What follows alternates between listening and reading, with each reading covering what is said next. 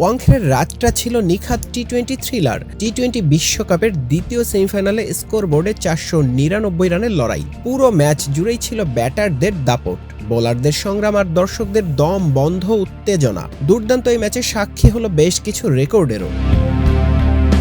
এদিন প্রথমে ব্যাট করে ভারতের ব্যাটাররা যেন ঝড় তুলেছিলেন। 20 ওভারে টিম ইন্ডিয়ার দলীয় সংগ্রহ দাঁড়ায় 253 রান। টি-20 ক্রিকেটে এটি ভারতের ষষ্ঠবার 250 ছোঁয়ার রেকর্ড।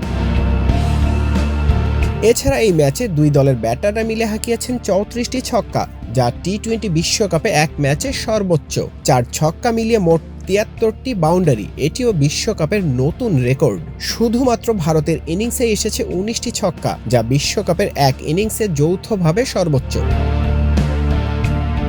এদিকে ইংলিশদের হয়ে 45 বলে দুর্দান্ত সেঞ্চুরি করা জ্যাকব বেথেল গড়েছেন বিশ্বকাপের দ্বিতীয় দ্রুততম সেঞ্চুরি রেকর্ড। তবে বোলিংয়ে কঠিন দিন কাটিয়েছেন English fast bowler Jofra Archer. 4 ওভারে দিয়েছেন 61 রান, যা বিশ্বকাপ নকআউটে কোনো ইংলিশ বোলারের সবচেয়ে খরুচে স্পেল।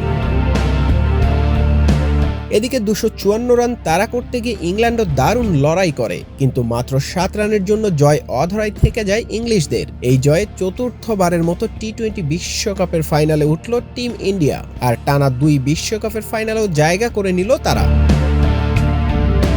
আহাদ সাগর, বাংলা নিউজ, ঢাকা।